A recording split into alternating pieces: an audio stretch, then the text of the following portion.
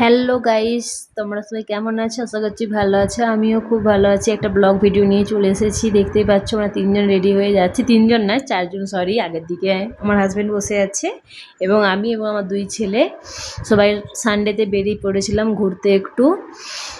আর এই যে দেখো রাস্তা দিয়ে যাচ্ছি, এটা হচ্ছে আমাদের হ্যাপবালের রাস্তা, ঠিক আছে? এখান দিয়ে যাচ্ছি আমরা, যার জন্য কার বুক করে যাচ্ছিলাম। জু যাচ্ছি, ঠিক আছে? মানে এটা কি বলে, জুকে বাংলায় কি বলে ভুলে যাচ্ছি, ঠিক আছে? দেখো বলতে বলতে চলে এসেছি। যে দেখো লিখে আছে, দেখো অ্যাড্রেসটা দেখে নাও তোমরা।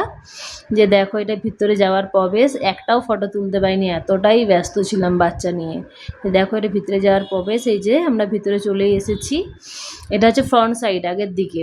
এখনও ভিতরে যাওয়ার জন্য আরও জায়গা আছে, ঠিক আছে? এই যে দেখো বলতে বলতে চলে এসেছি। সাইডে দেখো দোকানদানি সব কিছু আছে। এখানে ঢোকার জন্য এক একজনের মাথা পিছু 400 টাকা। আমার 400, আমার হাজব্যান্ডের 400, 800, এবং আমার ছোটো ছেলেরটা শুধু নেয়নি, বড় ছিল 250। 1000 টাকার গায়ে হচ্ছে টিকিট খরচা ভিতরে যাওয়ার জন্য। কারণ সাফারি করেছিল আমার দিয়ে, গাড়ি সাফারি, কারণ হেঁটে সাফারি নয়। যাতে সামনে জন্তু জানোয়ার মুখের সামনে সব দেখতে হাতে আছে, গাড়ির ভিতরে সামনে সাইড দিয়ে যাচ্ছে আর কি, ওটাকে বলে সাফারি। আমরা সাফারিয়ে গিয়েছিলাম। সাফারিতেই নিয়ে নিয়েছি ওই জন্য 400 টাকা করে, কারণ হেঁটে যাওয়ার জন্য আবার আলাদা পয়সা, আবার সাফারিতে আলাদা পয়সা। এ দেখো বললো যে দেখো টাইগারটা কত সুন্দর, দেখো বসে আছে এরকম। আমরা গাড়ি থেকে এটা জুম করেছি। গাড়িতে আছে, গাড়ির সাইডে এরকম খাঁচা দিয়ে আছে, সামনে বসে আছে, দেখো টাইগার। কে কে জায়গাটা চিনতে পারছো এবং গেছো প্লিজ কমেন্টে কিন্তু জানাবে। যে দেখো এই যে সাইডে একটা বাঘ বসে আছে, এই যে দেখছো, এটার বাঘ না, সরি, লায়ন। লায়নটার পুরো লোমে ভর্তি, এত লোম গায়ে লায়নের, প্রচুর লোম। সবাই দাঁড়িয়ে দাঁড়িয়ে দেখছি।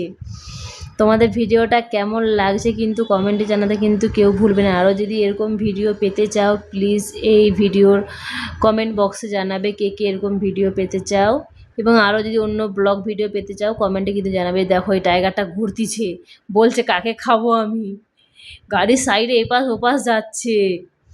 যে টাইগারগুলো খাঁচা দিয়ে বন্দি করা আছে, কিন্তু খাঁচাগুলো আলাদা, মানে হালকা টাইপের, স্টেপ বাই স্টেপ। এত বড় এরিয়াটা, তোমরা যদি কেউ যেয়ে থাকো প্লিজ আমার কিন্তু কমেন্টে